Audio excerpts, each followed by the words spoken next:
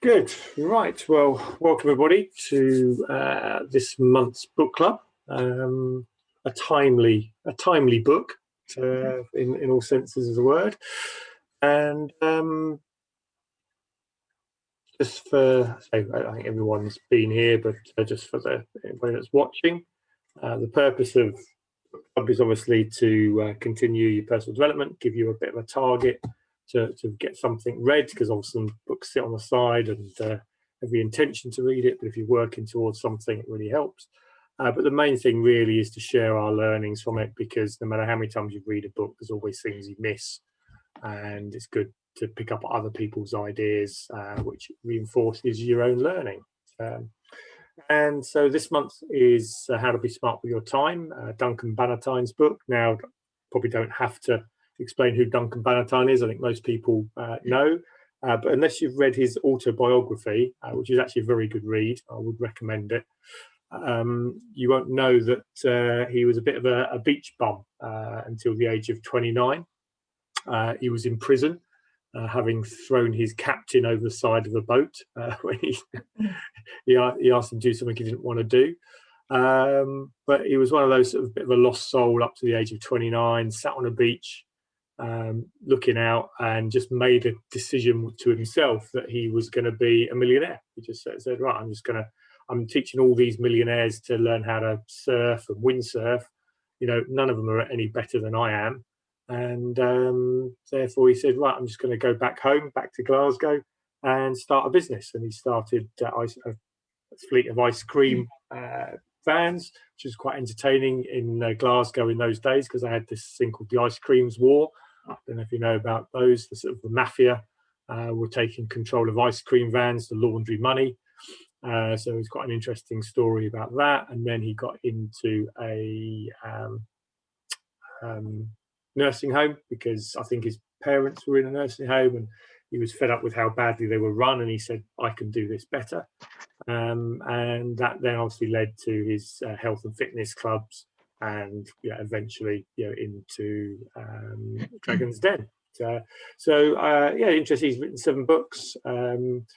Anyone Can Do It is good. How to Be Smart with Your Money is a very good book, certainly for kids, reading that to really understand your money, time.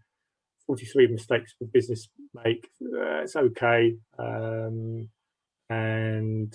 Riding the Storm was his, so Anyone Can Do It was his autobiography. So there's a couple more there that might be worth putting on the reading list. So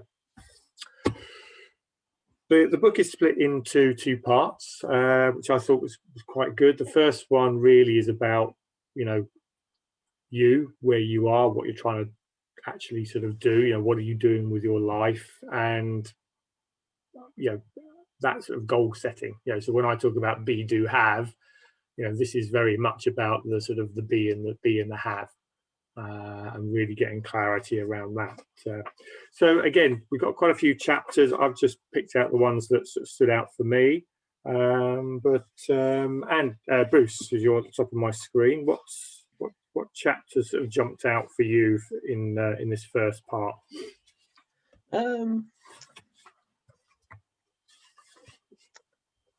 I think it's a reminder of it sort of reminded me actually of the one of the first sessions I had with you, Kevin, and sort of introducing us to Action Coach, and you started really with getting us to think about I guess our vision and our goals. What did we want to do? What did we want to be? And it reminded me of all of that, and then obviously got me thinking again about what do I want to do, and sort of picturing the future, and and I'm very much on board with that. I think if you got some dreams and you can visualize it, it gives you so much motivation. So when you're working away, you know why you're doing it, and you know where you want to go, and obviously I want to be the best I can, and obviously I'm a very busy person. I want to make sure that you make good use of the time that I have. So it sort of puts everything in context. And but yeah, I thought it was a very good book. I really enjoyed it. Lots and lots of little bits that all sensible, and I certainly enjoyed the topic of time management. And I just thought he had a sort of a nice down to earth style. I mean, we've done a couple of, I think we did one other time management book a while back, which that was very good.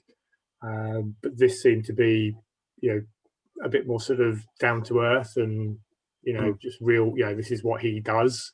Certainly some of the examples later on was that this is how I plan my day. It's how I get through, how I get things done.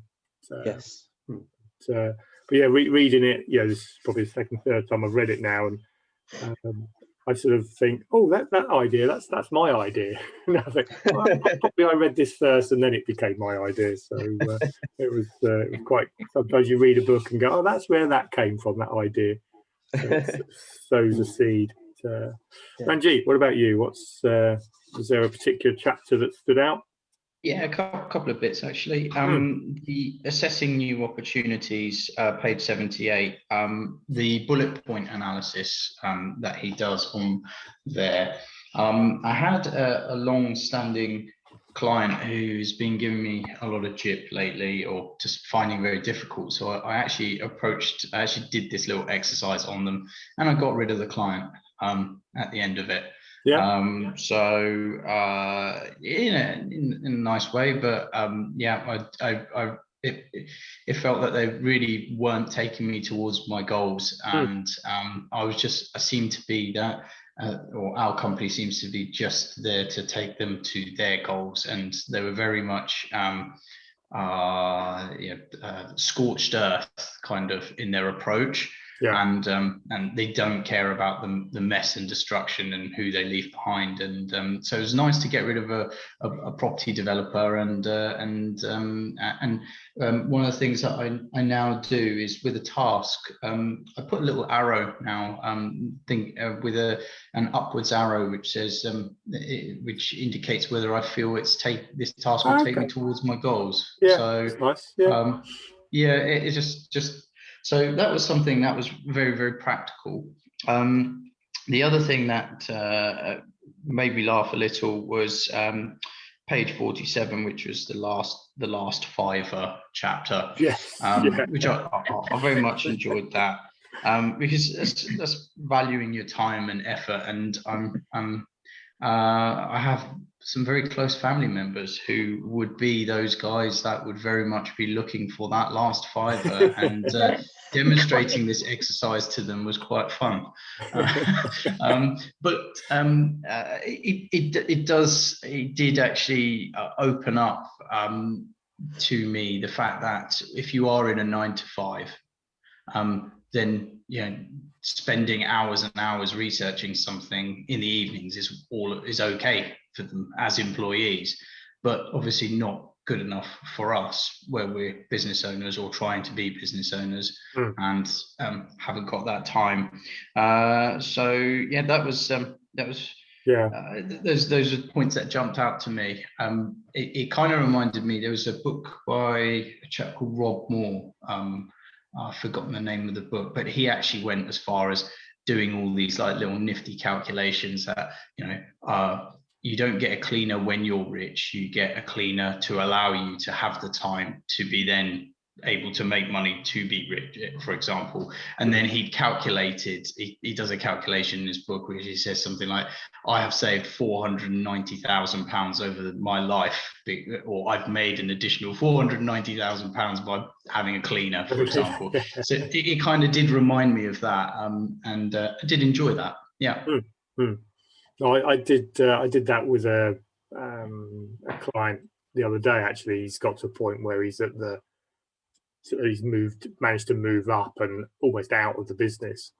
And we looked at when I do my ladder of entrepreneurs ladder, where you've got manager, director, managing director, business owner, investor, about how much each level makes, and how much as you go up your hour is worth that much more. And unless you're doing 100, £1,000 an hour work, you're not doing that level work. You're still doing the lower level work. So yeah, putting it into that context is a real eye opener. So cool, good. Sabrina, what about you? What couple of chapters that stood out for you?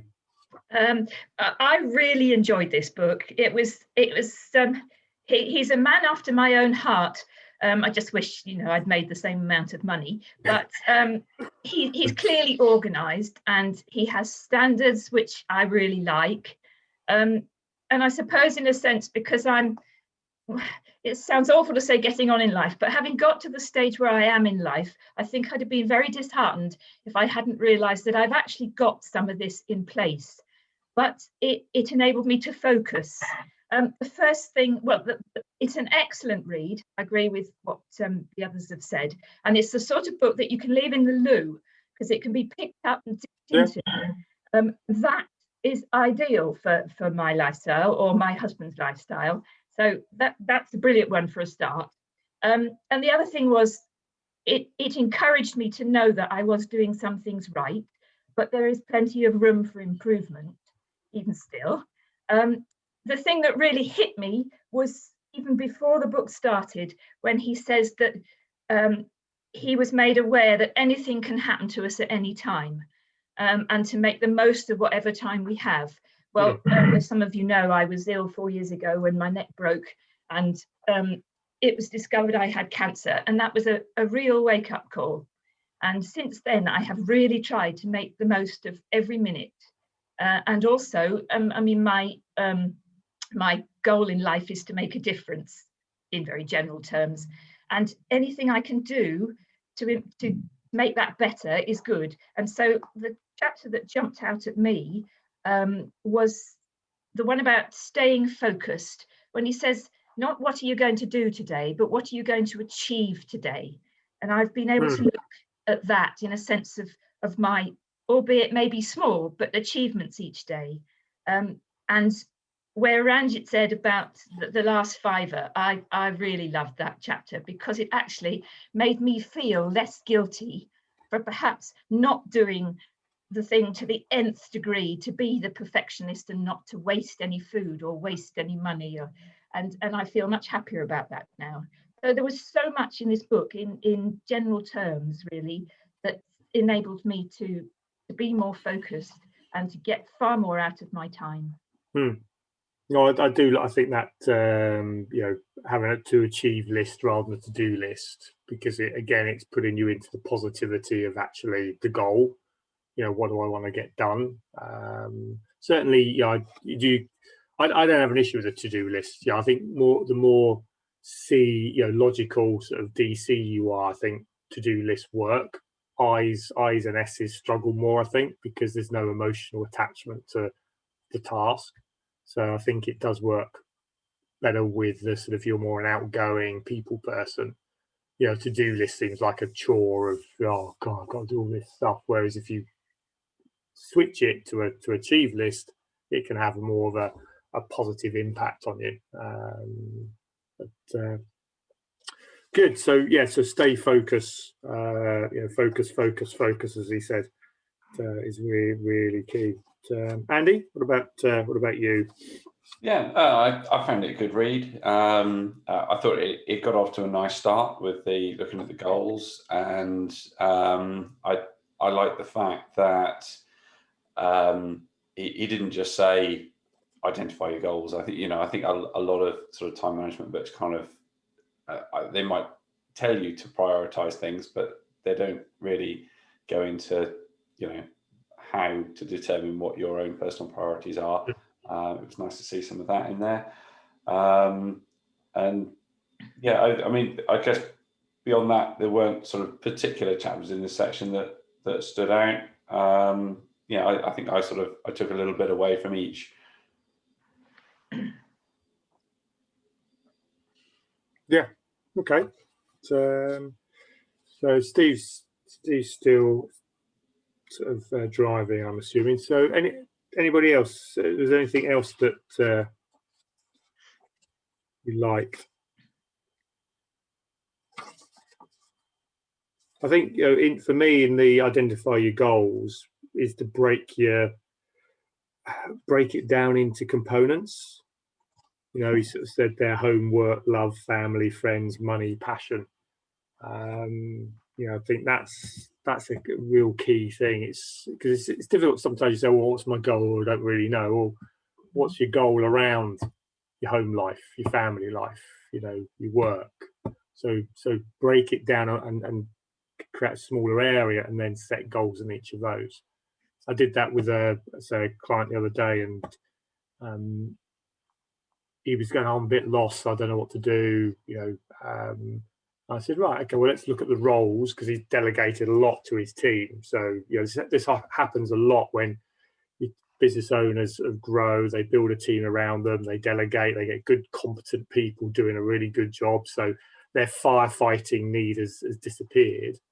So they're sort of sitting there and go, well, what do I do? And often they come in and start interfering, and they start creating fires. So we took a step back and said, right, well, which hats, which roles do you still have? So he still had a father role, a husband role. He called it a property maintenance man. So he still had that around the house. And then in the work, he was brand ambassador.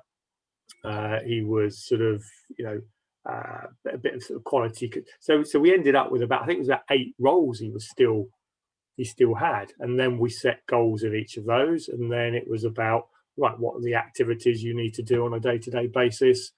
And then find the time to actually make it all happen.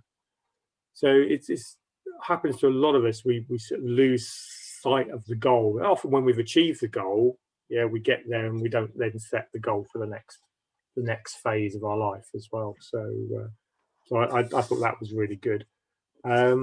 What anybody got some comments on is I've got there, don't innovate, replicate, because I thought as business people that's quite a good one. Yeah, that's one I'm really bad at. My natural inclination is like, oh, somebody's already done it. I like to do things differently.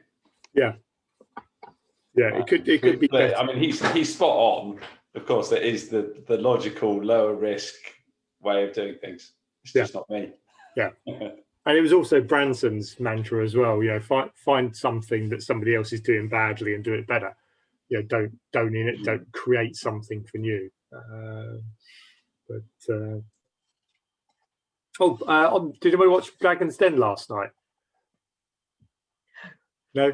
They had one of the Action Coach clients was on it. Sort of a company called Hay Pigs. Did you remember Hay Pigs, Bruce?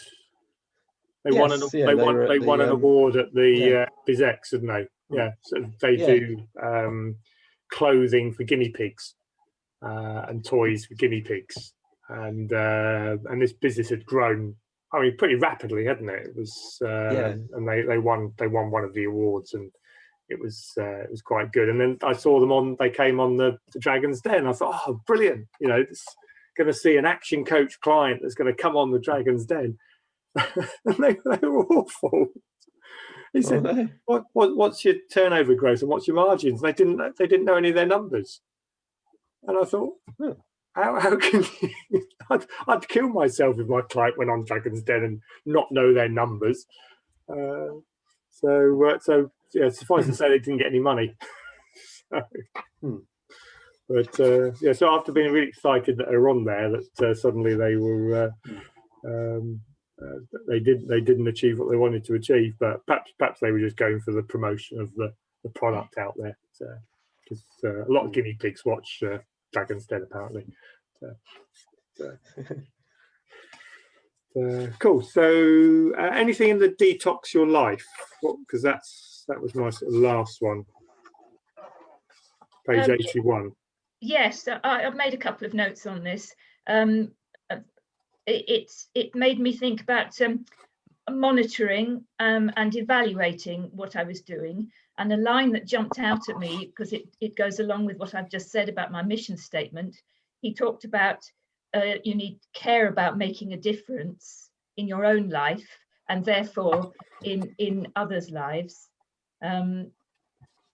and along with that, of course, is always the learn to say no, which you've got just above that. Just say no.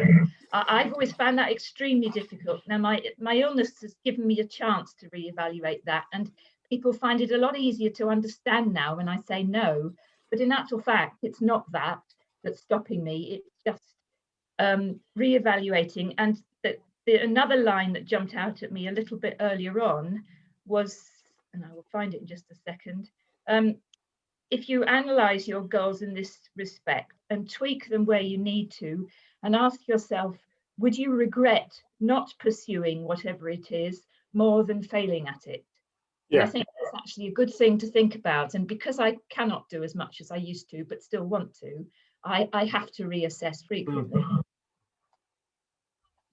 No, I think that's a good sort of mantra to have, you know. Disappointment of failure. What was the word again? You said disappointment of failure against. Oh yes. Hold on. Would you regret not pursuing what it is more than failing at it? Yeah. Yeah. And did anybody watch any of the BizX yesterday? Yes. Did you see the Seth Godin? Yes. So because that's what he said. You know. Passion is something that you're so committed to do that whether you succeed or fail doesn't matter. Yes, that was quite interesting. That because and it may be the wrong thing to say, and perhaps I'm married into my business, and I can't honestly say that in ordinary circumstances I would ever have had a passion for it. Nursery business, I hated getting my hands dirty, but I do have a passion for succeeding and wanting to do the right thing. And I think that's what's carried me through, rather than a passion for my actual business. Yeah. Which might explain a lot. A passion for my husband at one stage, I suppose. I'm sure it's still there, Sabrina. It is. When he turns up. Cool. Welcome, Steve. Oh, he's gone. He's there. Hi everyone. Push the wrong button. Yeah. Cool, Steve. We're just looking at that first section. I don't know if you've been listening, but so was there any chapter that jumped out at you in that the sort of first part? What are you doing with your life? Oh, I don't know if this bit is going too far ahead, but I like the bit where you said that don't start something from scratch. Have we got to that yet, or am I jumping? I think was that the don't innovate. Was that the one? Yeah. Have I gone too far ahead on that one, or no? That's in this chapter. Yeah. Yeah, I thought that was really interesting because everyone's always saying you need to create something completely unique and find your own niche and do something new. So that's the first time I've heard someone say that. So I thought that was quite interesting. Yeah. No, I think that is so Andy was just picking up on that because he's an innovator, so he likes to. If somebody's done it, no, I'm going to do it. I'm going to rebuild it this way. But I think he's obviously looking at it from the speed at which you can get to where you want to go. Is it's too much time in innovation. It's too slow. Let somebody else innovate, then take something and then just make it better. And any others that? What about the delegation? How to delegate? Was anything jumped out in that chapter, page 51? I'm just looking at my notes really. I mean, it's stuff that obviously I've come across before, but it's all really good advice. So I didn't have anything else particularly to add. But yeah, like I said, it's all good stuff. Obviously, looking at your tasks and seeing where your time is best spent, basically looking at your particular skill set, and then obviously if it's something someone else can do, it's always best to delegate. So but yeah, like I said, it's obviously come across it before in other books, but it's really good advice. Yeah, I I like this page 55. His 5 points there. Agree. When you're delegating, agree achievable targets. So again, look at the outcome. Make sure that they've got the means to do it. So are they well trained? Have they got the access to resources? And the most important is the deadline. Is too often we delegate, and I'm a I fall down this one when I'm delegating to Jane on a regular basis. I say, look, could you do that? And she says yes. And then, on the Friday when I'm expecting, I say, where is it? And she says, well, I haven't done it yet. Now I get annoyed. She says, well, you never told me you want it by Friday.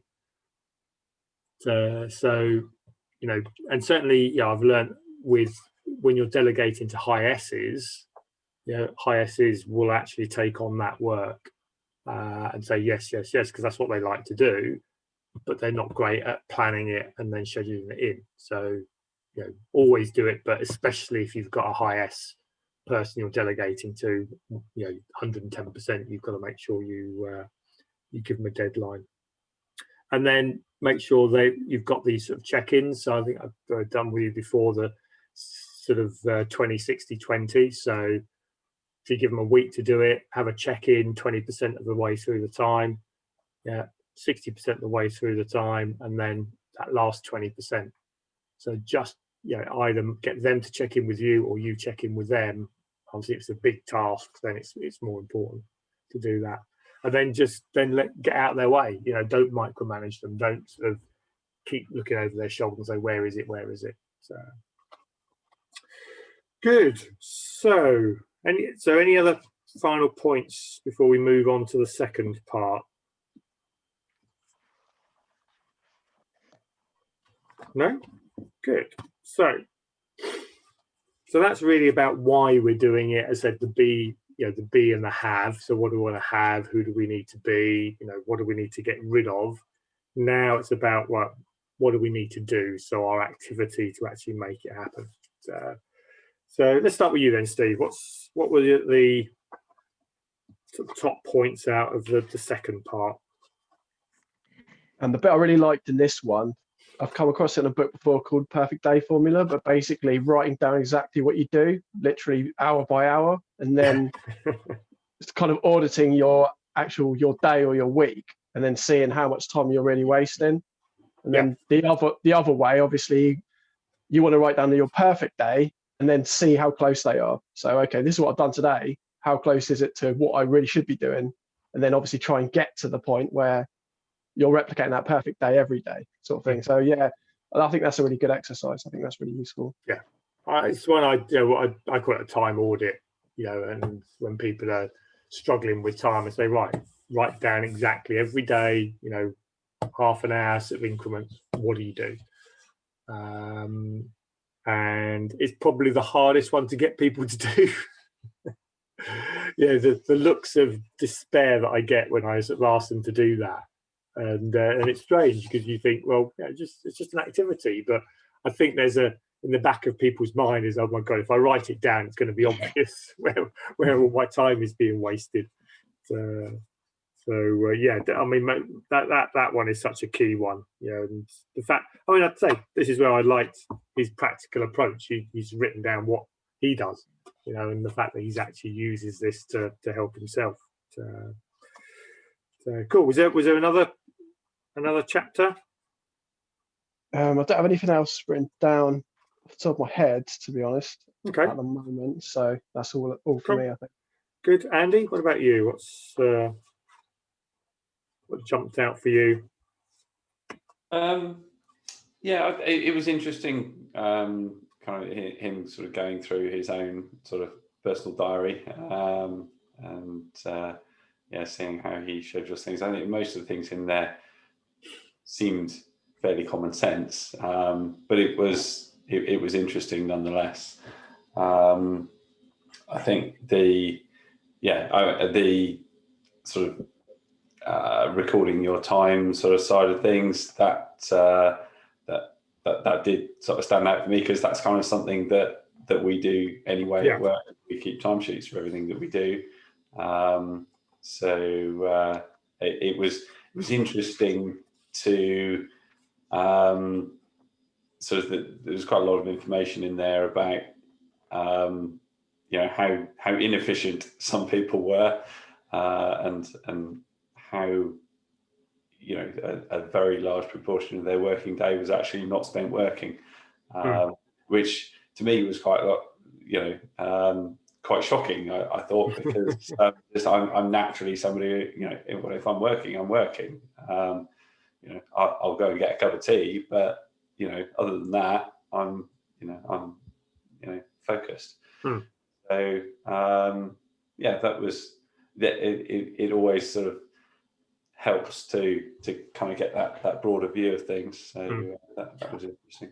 I think that is a key one, certainly where you're building bigger teams, is not everyone is like you. Yeah, and that's the art of management, is you're managing people who don't think and act the way that you think and act. So that's where the conflict comes, and why DISC is a useful tool within that. The other, if you think about it, you know, how the majority of the time, how clear are you about your goals and what you're trying to achieve within the business? Should be pretty clear. Yeah, for a lot of employees, you know, certainly if you're coming further down, you know, the hierarchy within an organisation, is they're often just not clear what the goal is. Yeah, but they're not going to sort of sit there and say, you know, I'm not clear what the goal is, and, you know, can I have some more work, please? You know, they'll look busy, and, you know, not get things done. And because you're a long way away, you know, reasonably long way away from them, you don't see it. So there was a company I went to see many years ago, and they'd grown rapidly, and their sort of people turnover balance was getting out of kilter. So they wanted to sort of, you know, bring it back. So they reassessed, sort of a little bit like this, and they found 3 people that had employed that had no job.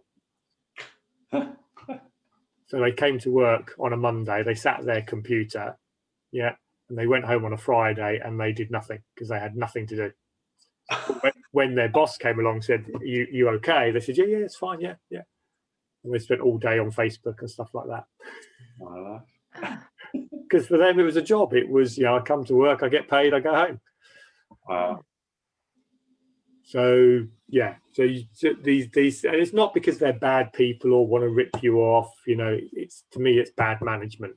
You know, they haven't been clear why. You know, because they've grown, I'll just get another person, and then things happen, and then that work disappears, and they're just left there. You know, they're not going to turn around and say, you know, I don't do anything all day, because they've got a fear of, if I say that, I'm going to be sacked, and then I'll never get a job again, I'll never work again, and I'll die lonely and hungry.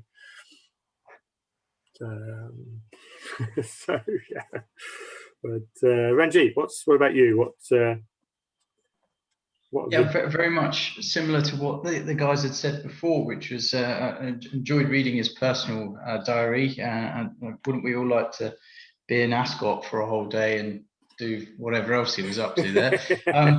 But for me, it was probably the overcoming procrastination.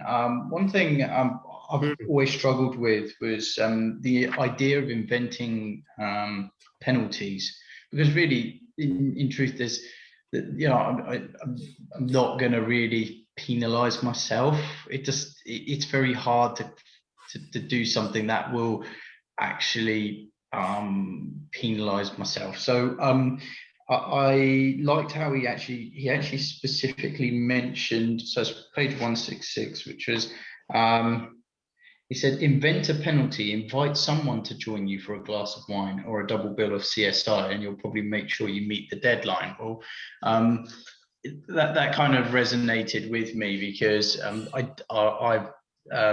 do find that when I invent such penalties, which I've never really considered to be a penalty, but it does make sense now, is to say, yeah, I've got to, you know, I'm only going to do a half day today, and then suddenly, magically, the whole everything you needed to do in that day, you can actually get done in half a day, and you feel really good and efficient as well. But I never really envisaged, I always saw that more as a goal, you know, to have half the day off rather than it as a penalty. So seeing it the other way around. I think maybe I need to invent some harder penalties. I think it goes back to that, you know, as human beings, we're more than happy to let ourselves down, but we're less likely to let somebody else down. So if you said to somebody, look, you know, I'm going to, I'll meet you at 4 o'clock for a glass of wine. You know, you stopping at 4 o'clock to go and have a glass of wine, you probably are, yeah, it's only me, and it'll probably drift. But letting somebody else down, you'll definitely be there. So I had a situation yesterday because it was a 5-week month and we didn't have group coaching or any mastery workshops. I'd booked the afternoon off to go and play golf. So, but I hadn't booked it with anybody, and so basically, when somebody phoned up and said, "Can I see you?" it just went in at the time slot, and suddenly most of my afternoon started to disappear. And then it was only when I said, "No, actually, this is important to me to have a bit of a break," and I put the cut-off line at 4 o'clock. So I didn't go at sort of the 1 o'clock that I'd planned, but I went at 4 o'clock because it got to a point where I am worth more than that. I could just stay at work and do another hour of work. That is the important thing in my life. So good. Bruce, what about you? All sorts of little bits and pieces. Like Andy said, I was quite shocked with some of the stats. The lady who she spent quite a bit of time looking on one news site, and then later on in the day, moved to another news site. It's quite shocking. I don't know, various things. I thought his little survey things were quite good as well. In Britain we spent 70% of our time at home. It's like random statistics all the way through the book, which were. But the ones to do with commuting, interesting given current times and how things have changed so much now. And I can see firsthand, not having to do that commute every day. How it gives me more time during the week. All sorts of things. You've got procrastination on the bottom there. If you've got one of those, a really big task that you don't want to, you just put it off because you just feel it's too much. But just breaking it down into something smaller, maybe just something to get you going. So you could just put in your diary. Okay, I'll read the first page of the report. I think is an example. So you don't commit yourself to any more than that. But once you open it and you start, you often find you naturally, you then go on and you get into the flow, and then you actually make a lot of headway on it.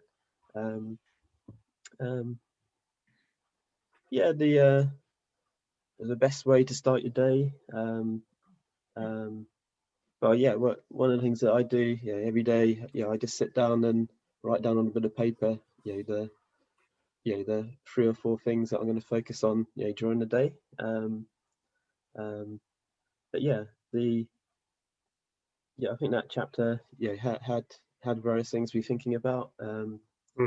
Talked about defragmenting your day, grouping together similar tasks. I think particularly if you've got a series of smaller tasks, you want to try and bring where you've got the same sort of activity, bring them together. I think I'd probably do a lot of these things naturally, but just sort of reading it sort of reminds you of how to go about things. What did anybody have any? There was a bit on how to be smart at work. Obviously, cut down on emails, phone calls, technology. What about the meetings sort of side? What Bruce just said actually put me in mind of that. We had we do at work these sort of meetings called lean coffees, where it's a sort of open forum to discuss sort of various things within the business. One of the things that came up recently was sort of the way that we schedule meetings, because we tend to When you're looking for a time to have a meeting, you tend to look at the calendar, and obviously you're looking at the time when everyone's free, and your eye is drawn to kind of the big gaps, and so you stick the meeting right in the middle of the big gap. And the result of that is that people have got meetings peppered throughout the day, and actually that means that they don't have such big blocks of time to sit down and focus on things. And it also tends to mean that meetings are more likely to overrun because you haven't got another meeting straight afterwards. So we made a conscious decision recently that we would schedule more meetings, kind of not quite back to back, because we give ourselves sort of time for a loo break in between, but we would try to cluster our meetings together much more. And that idea of sort of putting similar tasks together, not letting your meetings overrun, was very topical. Yeah, no, I think that's good, and I'd say I liked his way of actually taking an hour's meeting down to 30 minutes and then down to 15 minutes. It was making sure some meetings you do it standing up, because it just means people don't get comfortable and sort of sitting down. Ranjit, what about you?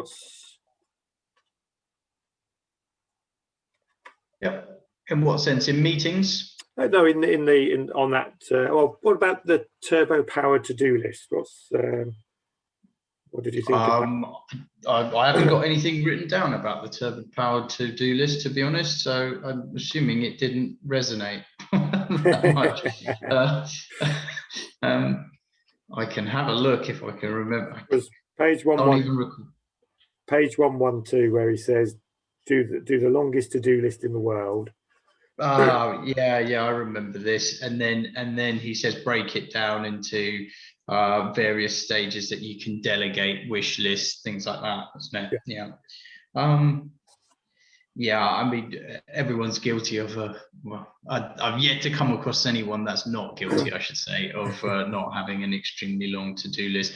I actually have a will do list personally, and I actually had after having read a number of books about to-do lists and such like, I had some custom made diaries made, which then break that down and suit the way that I would like to do the to-do list.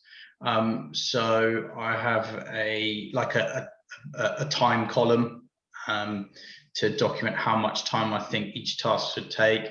And also, I also have a blank page against it, which then is so your tasks per day. So a splurge list of all the to-dos items, and then you're focused day by day.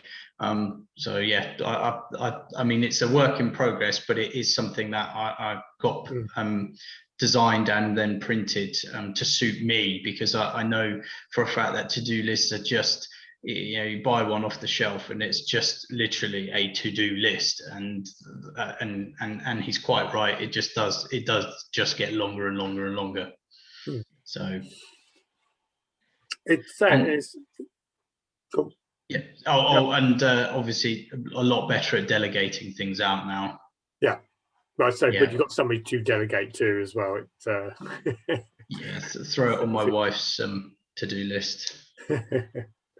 But and say, you can see he's a very analytical type of guy when he sort of goes into his calculation of importance and urgency and multiplies it together, and then sort of then puts it in a list of those. So that appeals to me, but I'm sure some people would find that probably a little bit too much detail.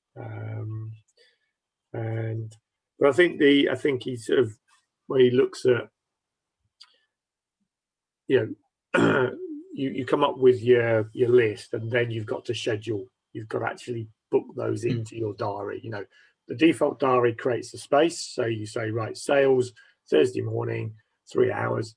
Then on the Monday, you've actually planned from your to-do list. You schedule, right, I'm going to do that in that time slot. and actually putting down how many hours you think it takes to do each task can be a good way to stop procrastinating. And it was, I don't know if you picked it up with Seth yesterday, Seth Godin. He was talking about writer's block. And he said, writer's block doesn't exist. It's not, you don't just have a block or you can't write things down. He says, what's happening is your brain is trying to be perfect. It's trying to write some perfect stuff. And it says, this isn't perfect, this isn't good enough, and therefore it won't write it down. And he interviewed Asimov, Isaac Asimov, the science fiction author. Do you know how many books he's written, Asimov? 400 books. And they're not small books, are they? They're big, meaty books. And he said, how do you write so much? And he says, I just write. I write. I don't care if it's any good, what it's going to sound like. I just keep writing. And then obviously by writing after 400 books, he said, my standard of writing now is much higher, whereas in the early days, it was a bit rubbish, so I'd have to edit. It got more and more edited, but now it's sort of less and less editing.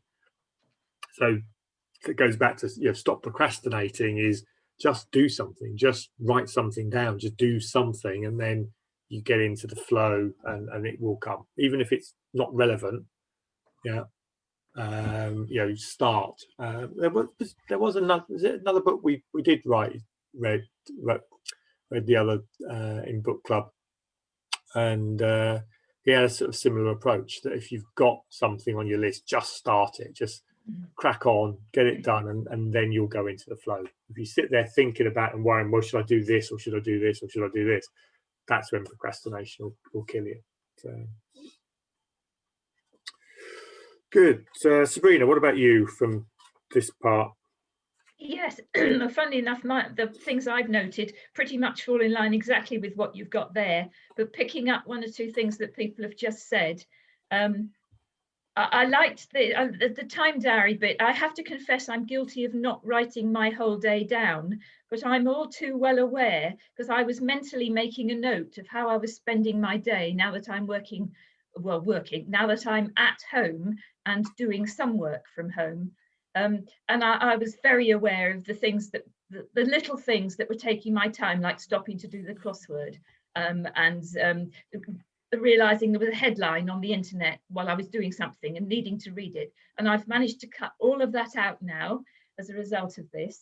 But one of the things that jumped out at me in the turbo-powered to-do list was where he said, look at the pattern of things left undone. And I thought, yes, that's very interesting, because that then leads into things like clearing the backlog and overcoming procrastination, because it tends to be the things that either are the bigger, tougher jobs, the things I don't want to do, or the things that are going to take too long to fit into the time I've got. So I'm having to rethink that. And the other thing I always have a challenge with is, you can plan your life, you plan your week, like your 3 hours of whatever on a Thursday morning, and something crops up that has to take precedence. And for me recently, it's been the death of my father, and now having to manage his estate and things, and an upcoming house move. And I'm having to be even more organized. But his idea of, because I know there's a backlog building up, of how to clear it, start at the end, establish systems for your new and current work, and schedule your time to deal with the backlog, but don't just leave it. That's proving quite helpful. And the best way to start your day, now this is something else that I've changed in my pattern of things as well, because John comes home so late, I tend to be up late and stay up late. And I used to think, right, well, in that case, I do need my sleep or my rest. I'll take an extra hour in bed in the morning. But actually, psychologically, that's a bad idea, because I get up later, I've not done things I wanted to do, and I'm just reassessing. I still go to bed late, but actually I achieve so much more during the earlier part of the day now, that I can actually take an hour or so off just to relax before he comes home and be a bit more alert when he does. So it's got me to replan, reschedule around all these headings. And the line that jumped out was, when I go to bed tonight, what will keep me awake if I haven't done it? And that, I find that it's a good mantra for when I start my day. Yeah, nice. Well, it's good. Cool. So anything else, Bruce? What's anything else that from the book, or what would be the one thing that you're going to key take away and bring into your life as a result?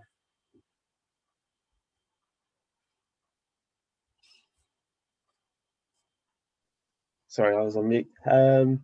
Yeah, I need to have a look at how to manage my backlog. So I'm going to read that section again and look at the tips there. But my to-do list and my backlog is just way too long at the moment. So yeah, I need to. It needs a bit of a culling. Yes. Yeah. Well. Yeah. Yeah. Well, I think one of the key things, and it's a little bit with what Sabrina said about her father, and obviously Damien, who's normally on the call, his mother-in-law, stepmom, passed away, that sometimes you've got to accept that you can't do it,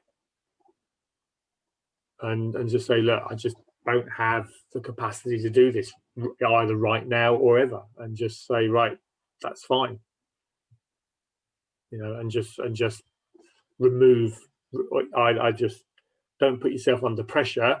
Just accept it, and I'll come back to it in a week's time, 2 weeks' time, a month's time, or just accept it. Right, I'm never going to do that, and just let it go. I've had a few times in my life where I've just had to accept that I sort of like to do that, but go back to important? Is it really important to me? Is it really going to help me achieve my goals? No. I was director of Chamber of Commerce for a number of years, and it just it wasn't helping me achieve my goals, and I had to accept that I just didn't have the bandwidth or capacity to do it and do it well. I was doing it, but I wasn't really committing to it, and it wasn't a real key part. I was going through the motions, as it were, so I just removed it. Yeah, I think for me, what I need to do is, I've known for a long time, I need to be able to, find people or companies I can delegate to. So I've been talking to you about, delegating more on the accounting and finance side and HR side and what have you. There's time involved in organising that, and when you're already very busy, you end up in a sort of catch-22, which is where I'm at. I guess at the moment it's a particularly busy time of year as well, and I've certainly had a very hectic few weeks. I've got a lot to do there in terms of reducing, because I think a lot of the stuff on my list, they're all essential things they need doing, or they're very important. I need to have people who can do it for me. A lot of those things. It's just too much. Okay, cool. So, I'll read that section again. We get that section. Get rid of the to-do list. Ranjit? Yeah, I think it's the overcoming procrastination elements. I think I'll have a good reread of that, and the idea of inventing penalties and putting a time limit on things, and just saying, look, this is the task. I'm going to do 1 hour and then stop. And if I've not done it, that's it. I've got to move on and bear the consequences of that, which is either a penalty or a reward. So that's that. I think I've been holding off doing proper time audits and things, just because I think partly that you're just worried that you're actually going to find yourself to be horrendously inefficient, and so I may have to bite the bullet and just do it. I think I do like his way of just saying, audit everything, I remember when I was an employee that everything would magically add up to 7.5 hours. but yeah, so I think it's probably time to look at that. You have to face the brutal truth. There's no point in kidding yourself. There's no way to start. So yeah, cool, good. Andy? Yeah, I think there's probably 3 things I'll do off the back of this. I mean, one of them is revisit the goals section. I read it all through, but I didn't have time to actually do the exercises. So I think that would be worthwhile. Definitely. Some really simple stuff around the to-do list, creating a wish list. I'm constantly guilty of putting things on my to-do list that are wish list items. They're more kind of, oh, wouldn't it be great if we could do X? So it rather than write it somewhere else, it just goes on the to-do list, which is no good. And then the third one is trying to persuade my 16-year-old daughter to read the book. Okay. just ban her from reading it. Just say, look, you really can't read this. I'm going to put it. Do not touch that book. It'll ruin your life. It'll just it'll take you down the wrong path. Cool, good. Steve? Yeah, probably similar to what Bruce said. I would say the key thing is trying to get down that to-do list. One thing actually I didn't mention earlier that I thought was interesting is when he said to put a 2-week time limit on everything. So write down the date that you start it, and when 2 weeks is up, you have to either do it that day or just say it's probably never going to get done. Either delegate it or just bin it off. So that's something I thought was really interesting. So that's something I might try. I think and see if that works in practice, because I'm also curious. There's loads of stuff that's probably not as urgent that's sitting right at the bottom of the to-do list, and it just stays there for months, and it probably should just go. So that's something I think I might implement. That's interesting. So it's declutter your life. It's just get rid of the clutter. If it's not important, just ditch it. It's like everyone needs a spring clean. Right. All the tangible items. Clear them off your desk, get them out of sight, and also the mental clutter as well. Cool, good. Sabrina?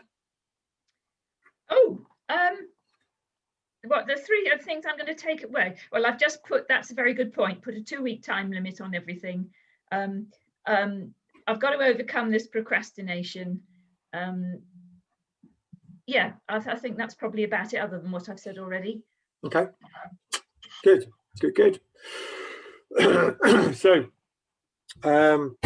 So that's a good one. It's a good one to come back to. If you've got team members of the family, it's a nice easy read to pass that one round. We're going to move back to leadership, and I'm not sure if we've done any Simon Sinek's books in book club. I think this might be our first one, which is odd. The Infinite Game. Did we do the Infinite Game? We did. Yes, right. We did the Infinite Game. Yeah. That was his later book. This is one that was sort of predates that one. But it came across I was on my Kindle list, I think, and I started listening to it and thought, actually, this is really good. Some really good stuff there of how our brains work. How to motivate ourselves and motivate other people, and there's quite a bit in there about sort of the move towards corporate social responsibility and purpose before profit, which is a bit of a hot topic at the moment. So I thought quite a nice read to get into. So I will get Jane to get all those books out to you this week. If you can, please do just book on to Eventbrite from the Monday email when it comes through. It just means that things don't, because if people ask me, it falls down the couch, as it were. So just book onto it. It should be nice and easy. There's no charge to it. But it just means you're registered and you'll get the reminders as well. So that's that. Decks today. So second half of Decks. Alan Sugar's speaking today about lunchtime. So for those that have got tickets, you know, I've listened to, I think, three of the speakers yesterday, and very, very good. I mean, Seth Godin was excellent. Marcus, I can't remember his second name, but I got half of his one. Buckingham, wasn't it? Yeah. He was. I was really getting into him, and then I had a meeting, so I had to sort of switch off. So I'm looking forward to getting back to that. I couldn't find. I missed. Did you watch Paul McKenna, Sabrina? Yes, I did. I missed the first few minutes, but yes, and he was exactly as I had hoped he would be. From things I've heard, he's very calm and gentle as you'd expect, but he's very easy to listen to, and actually a lot more human than I thought he would be. Yeah, but I was looking for the recording of it, and I couldn't see it on the system, so I'll have to see what's happened to that one. But so that's for the rest of today, and then we're into our marketing workshop or mastery workshop. So our next one is finance in 2 weeks' time. So you can note for that one if you want to sort of freshen up on your finance. And I think the sales one might not happen, or I might have to move that a week because I'm on holiday that week. So so I might have to do something around the sales side of things. So good. So have a great day, guys. Enjoy your day, and enjoy the bank holiday weekend as well when it comes. So have fun, and see you next time. Bye for now. Thank you, Kevin. Cheers, Bye. Kevin. Bye. Bye. Ta-da.